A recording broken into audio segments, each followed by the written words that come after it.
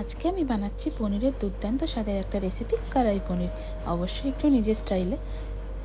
তো এখানে দেখো পনিরগুলোকে আমি পিস পিস করে কেটে নিয়েছিলাম, তোমরাও তোমাদের সাইজ মতন করে কেটে নিও। তো কী কী লাগছে দেখো: কারি পাতা, লঙ্কার গুঁড়ো, কাশ্মীরি লঙ্কার গুঁড়ো, হলুদ গুঁড়ো, জিরে গুঁড়ো, গোটা গরম মশলার হিং ফোড়নের জন্য, আর পেঁয়াজটা চিলি চিকেনে যেমন দিই সেরকমভাবে করে কেটেছি, ফ্যাটানো টক দই, টমেটো আর আদার পেস্ট, আর এখানে চারমগজ আর কাজু বাটা। তো প্রথমেই কী করতে হবে, কি কড়াইটা গরম করে তার মধ্যে আমি হালকা করে তেল দিয়ে সামান্য একটু হলুদ আর নুন দিয়ে পনিরগুলোকে আমি হালকা করে ভেজে নিয়েছিলাম। তোমরা চাইলে নাও ভাজতে পারো, আমি যেহেতু একটু ভেজেই পছন্দ করি তো আমি ভেজেই এটাকে রান্না করেছিলাম। দেখো হালকা করে আমি ভেজে নিয়েছিলাম। এরপর কড়াইতে তেল গরম করে তার মধ্যে তোমরা ঘিও দিতে পারো, আমি কিন্তু ঘি দিইনি, আমি শুধু তেলেই করেছি রান্নাটা। কারি পাতা আর হিংটা ফোড়ন দিয়েছিলাম। একটু সাবধানে তোমরা কারি পাতাটা দিও, কারণ আমার কিন্তু ফাটছিল আর এটা কিন্তু ফাটেও। তো তারপরে এই যে গোটা গরম মশলা আর লঙ্কাটাও তার মধ্যে দিয়েছি, একটা ফোড়ন দিয়ে পেঁয়াজগুলো যে কেটে রেখেছিলাম সেগুলোকে দিয়ে দিয়েছিলাম। পেঁয়াজগুলোকে হালকা করে ভেজে নেওয়ার পরে টমেটো আর আদার যে পেস্টটা করে রেখেছিলাম সেটাকে দিয়ে দিয়েছি।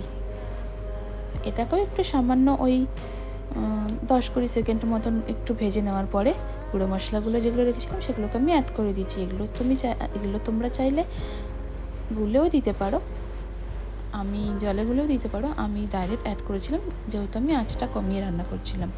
তো তারপর ফ্যাটানো টক দইয়ের মধ্যে আমি দিয়ে দিয়েছিলাম।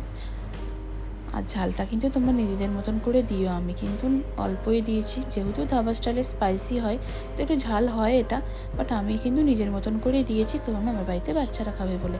এরপর আমি নুন আর চিনিটা দিয়েছিলাম, যেহেতু টক দই দিয়েছি তো চিনি একটু দিতেই হতো ব্যালেন্স করার জন্য। রুটি, পরোটা, লুচির সাথে খেলে এমনি একটু মিষ্টি মিষ্টি আমার ভালো লাগে, তোমরা না চাইলে চিনিটা স্কিপ করতে পারো। তো এরপরে আমি এর মধ্যে কাজু বাটা আর চারমগজের যে পেস্টটা ছিল সেটা দিয়ে ভালো করে নাড়ছিলাম যতক্ষণ না তেল ছেড়ে আসে। দেখো তেলটা ছেড়ে আসার পরে পনিরগুলোকে এর মধ্যে অ্যাড করে দিতে হবে। পনিরগুলোকে দিয়ে মোটামুটি কিছু সময়ের জন্য হালকা হাতে নেড়ে নিতে হবে।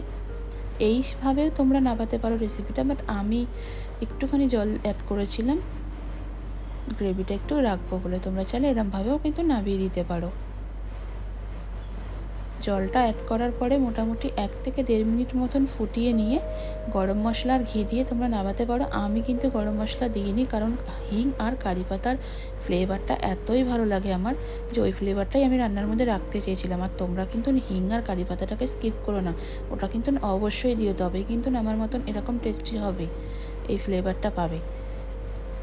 এরপর আমি একটুখানি ঘি অ্যাড করে দিয়েছিলাম এর মধ্যে, এটা অপশনাল, তোমরা না চাইলে নাও দিতে পারো।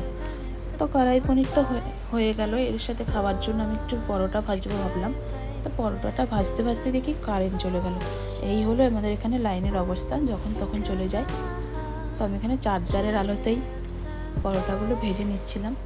এবার দেখো কারেন্ট চলেও এসেছিলো তারপরে কিছুক্ষণ পর।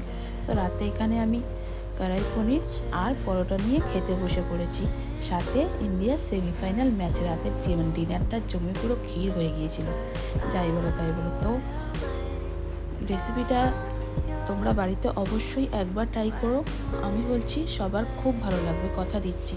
তো কেমন লাগলো জানিও। বাই।